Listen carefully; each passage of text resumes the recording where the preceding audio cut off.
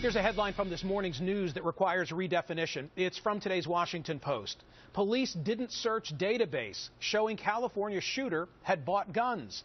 Yeah, even though California has a centralized database of gun purchases, in this instance, police deputies didn't check the database. So here we've seen it again. The clock winds down toward an eruption of violence by a ticking time bomb, and we're incapable of stopping him. California State Assemblyman Williams has an idea. He's proposing a way to get guns out of the hands of the mentally unstable when family and friends fear an eruption might be imminent. Also with us from Chicago, forensic psychiatrist Dr. Helen Morrison. She's the author of the book My Life Among the Serial Killers and has interviewed dozens of serial murderers. Assemblyman Williams, I know this is your home community. I know that it really comes close to the heart in your case. Give me the short version of your fix. Well, the parents in this case saw red flags, and close loved ones often see the red flags, but there's no legal avenue for them to appeal to a court to remove weapons or to be able to stop the purchase of weapons. And this proposed law would initiate a gun violence restraining order in which they could take to a court, and if the court deems that this person is a possible risk to themselves or others because of mental instability, they would be prohibited from buying guns, and if they have guns in their possession, they would be temporarily taken away. How do you protect the civil liberties of the gun owner in that process?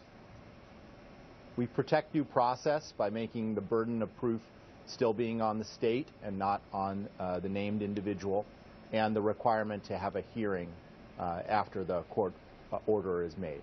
This is pretty troubling news today from the Washington Post. Wouldn't you agree that in this particular instance, the deputies went to the door, they conducted an interview, but they never accessed that database, which is unique to California, which would have told them that this man had recently purchased multiple magazines and firearms?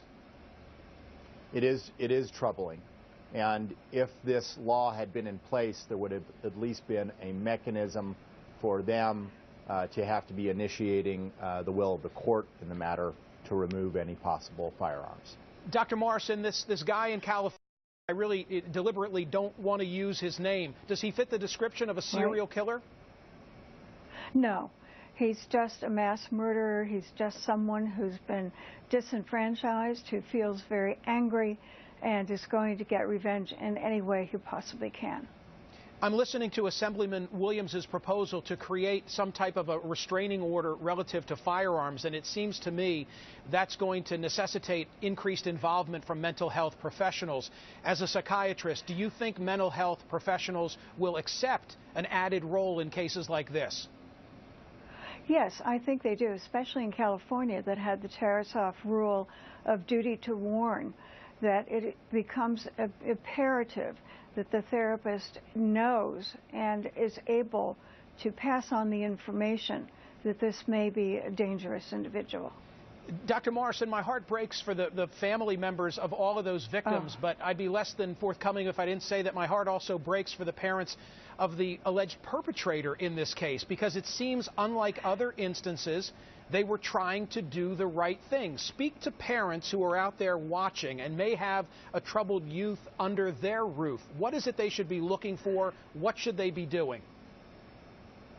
What they need to do is to let somebody know that they have a concern, to let somebody know that they have a person in their family who may be dangerous to others.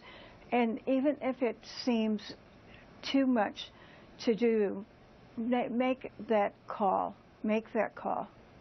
Do you think that Assemblyman Williams' proposal is one with merit, that in a circumstance like this, there would be a recourse for family members and friends to go to law enforcement and say, look, I think this individual poses a danger and you should seize their firearm? Yes, I think it's very important. They know that there is an avenue at which they can stop someone.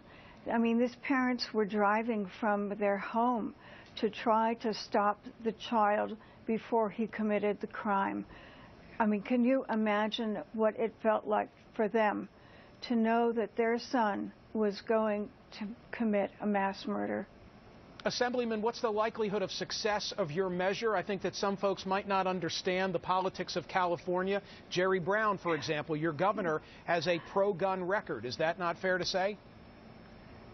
I would say that he's been discriminating about which gun control bills he's been signing and which one he's been vetoing. He's done both.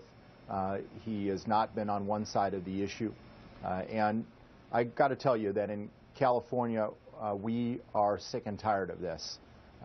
We feel that the question of how many mass killings have to take place before we take action as a society is a worthy one, and I think most of us are very inspired by the words of the victim's father, Mr. Martinez, of not one more. We should not let another incident like this happen.